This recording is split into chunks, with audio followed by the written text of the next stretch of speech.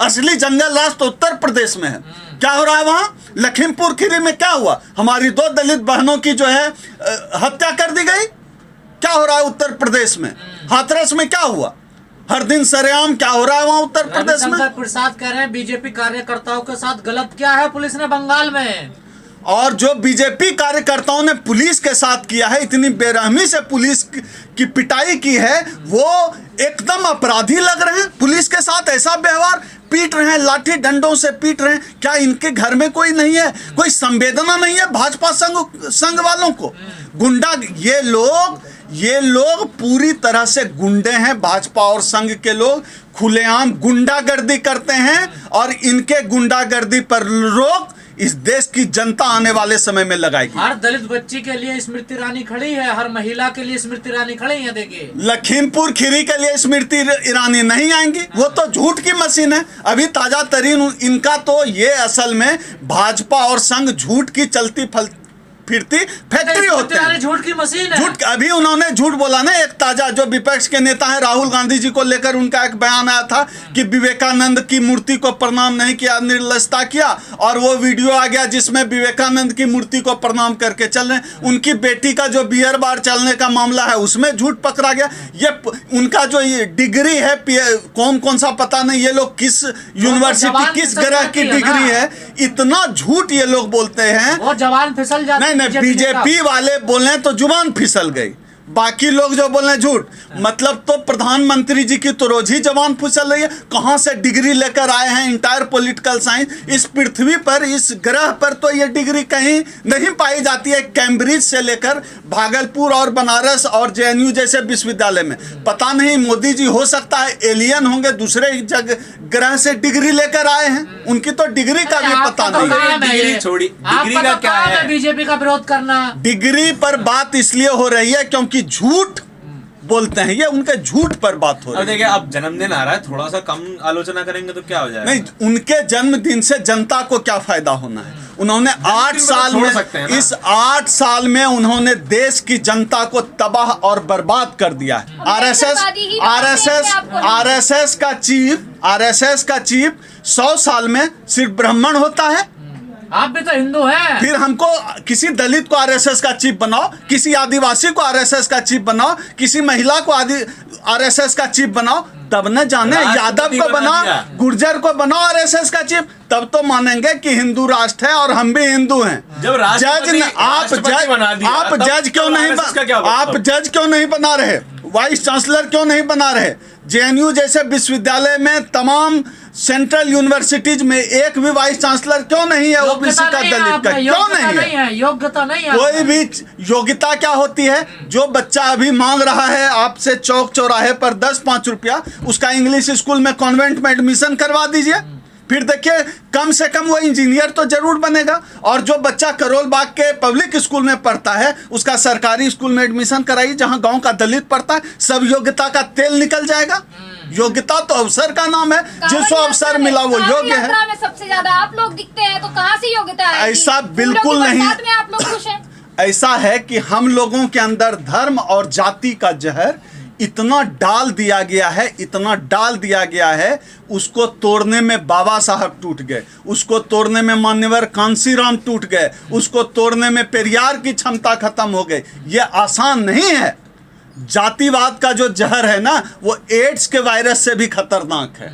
ये ऐसे इतनी आसानी से नहीं जाने वाला है। ये जो धर्म की अफीम है, ये दुनिया का सबसे खतरनाक नशा देती है। इन मनुवादियों ने ये अफीम हमारे समाज के अंदर डाली है और उस अफीम का इलाज, उस नशे का इलाज अम्बेडकरवाद है। उसी से इलाज हुआ है, उसी से इलाज होगा। तो फिर ये अम्बेडकरवादी मंदिर जाते क्यों हैं? मंदिर, राम मंदिर में बड़े खुश हैं। अभी की स्थिति आप 10 साल पहले की स्थिति देख लीजिए। 10 साल पहले हम ही मंदिर में सिर झुकाते थे, लेकिन जब अम्बेडकर को पढ़ा समझा तो हमने सिर झुकाना बंद कर दिया। कहाँ पढ़ा? तो ये ज्ञान से होता, गौतम तो अभी भी ये ज्ञान से होता नहीं। सब लोग नहीं बदले हैं, जो लोग बदले हैं। और ये कोई ऐसा नहीं है कि ओवरनाइट जो है पूरा देश का हर दलित ओबीसी अम्बेडकरवादी हो जाएगा।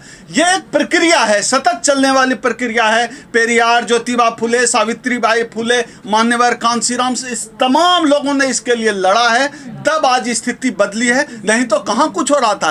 कल तक तो ये चैनल दलितों की बात नहीं करते थे, आज इतने हमारे चैनल हैं। आज बात जा रही है ना, अगर 20 लाख आपका व्यू गया एक वीडियो का, इतने लोगों ने तो देखा, तो एक धर्म पर कोई सवाल तो उठाना छोड़ दीजिए, कोई खिलाफ नहीं बोल सकता था। अब तो सवाल उठाया जा रहा है, तर्क की बात की जा रही है। बाबा साहब के आने के बाद हुआ, ये हजारों सालों की ये गुलामी है, इतनी आसानी से नहीं जाएगी। ये लंबा संघर्ष है, इतनी आसानी से नहीं बदलने वाला। इस बात को ठीक से समझ लीजिए। अंबेडकरवाद इतनी आसानी से नहीं आएगा। देखिए, आस्तिक होना बड़ा आसान है कि पत्थर पे जाके नारियल पटक दिए, अगरबत्ती दिखा दिए, बड़ा आसान है। लेकिन पत्थर पे अगरबत्ती दिखाने से कुछ नहीं होगा, नारियल फोड़ने से कुछ नहीं होगा। यह समझने की प्रक्रिया बहुत लंबी है, यहाँ तक पहुँचने में वक्त लगेगा। आप अंबेडकरवादी जितने हैं ना, दूसरों की आस्थाओं से खिलवाड़ करते हैं। देखिए, हम इनकी आस्था का अचार भी ना डालें। जिनकी आस्था आहत हो जाए, हम तो चाहते हैं कि आस्था आहत होनी चाहिए। हो जाएगी आप FIR 24 FIR हो चुका है और हो जाए, हम चाह रहे हैं जितनी जल्दी हो सेंचुरी। आप धार्मिक भावनाएं भड़काते हैं लोगों जिनकी भावना भड़क रही है भड़क जाए। हम तो चाहते हैं भड़के भावना, जिनकी भड़कनी हो भड़क जाए। लेकिन हम इसी में क्राइम है ये। हम बात करते हैं अम्बेडकर की, हम बात करते हैं संविधान की, हम बात करते हैं तर्क की, हम बात करते हैं पाखंड के खिलाफ, हम बात करते हैं लोकतंत्र बचाने की, हम बात करते हैं अपने समाज के अधिकार की, हम बात करते हैं अपने समाज की हकमारी के खिलाफ लड़ाई की। इससे अगर किसी की भावना भड़कती हो, उसमें मेरा कोई योगदान नहीं। मोदी जी भी तो लोकतंत्र बचा रहे हैं। मोदी जी ऐसा लोकतंत्र बचा रहे हैं कि हम लोगों का आरक्षण लगभग समाप्त कर दिया। मोदी जी ऐसा लोकतंत्र बचा रहे हैं कि लोकतंत्र बचाने के चक्कर में लगभग देश की पूरी संपत्ति बेच दी। मोदी जी ऐसा लोकतंत्र बचा रहे हैं। तो हम लोग मोदी जी से आग्रह करते हैं, आप अब माफ करिए इस देश को आप बर्बाद कर चुके हैं। अब इस देश को जनता के भरोसे छोड़ दिया। आप कह रहे हैं आरक्षण खत्म कर रहे हैं, उन्होंने तो आरक्षण दे दिया 10% और EWS। हाँ, तो सवर्णों को देंगे ना आरक्षण, हमारा तो खत्म कर दिया, हमारा तो खा गए।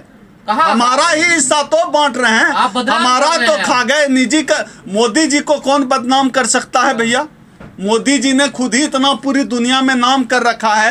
आप हंगर इंडेक्स उठाकर देखिए, आप जो है हैप्पीनेस रेट में देखिए, आप देश की GDP देखिए, गर्त में जा चुकी है। अनएम्प्लॉयमेंट रेट देखिए, मोदी जी ने दुनिया में 5 में सबसे बड़ी अर्थव्यवस्था बन गया भारत। देखिए, मोदी जी ने खुद ही ठेका ले रखा है ये सब करने का, हम लोग उसमें सहयोग नहीं कर सकते। पटेल साहब की दुनिया की सबसे ऊंची मूर्ति बनवा दी। बिल्कुल, और भी बनाएंगे। अभी एक जो मंदिर बन रहा है ना, वो उससे भी ऊंची बना देंगे। 100 साल तक उससे ऊंचा कोई नहीं बना सकता, लेकिन मंदिर बनाएंगे। वो हमें वाइस चांसलर नहीं बनाएंगे। वो इस देश के SC ST OBC को प्रोफेसर बनने का मौका नहीं देंगे। वो हमें मीडिया में एंकर बनने का मौका नहीं देंगे। वो हमें कंपनी में CEO बनने का मौका नहीं देंगे। वो मूर्ति बनवाएंगे, फिर सफाई वो कौन मूर्ति करेगा? बनवाएंगे। अगर आप BC बन गए, फिर सफाई कौन करेगा? यही तो सवाल है। उनको खटक क्या रहा है? उनको खटकता ये है कि जिनकी थाली में सूखी रोटी भी नहीं होती थी, वो आज पूरी और खीर खा रहा है। यही तो खटक रहा है। उनको खटक ये रहा है कि कल तक जो हमारे सामने चारपाई पर नहीं बैठ पाता था, आज सोफे पर पैर चढ़ा के बैठता। यही तो खटक रहा है उनको। यही तो दिक्कत है। ये हमारे समाज का एक हिस्सा भले ही ना सोचता हो, लेकिन उनको पता है, जिनके सामने हम कभी खाट पर ना बैठ पाते थे, उनको पता है, जिनके लोग कभी मेरे दादा के यहाँ से गाय का बछड़ा खोल कर ले गए थे, उनको पता है। आप तो विरोधी हो, आपका काम है आलोचना करना मोदी जी की। हमारा काम मोदी की आलोचना करना नहीं है। हमारा काम है अपने समाज के लोगों के हक अधिकार की बात करना।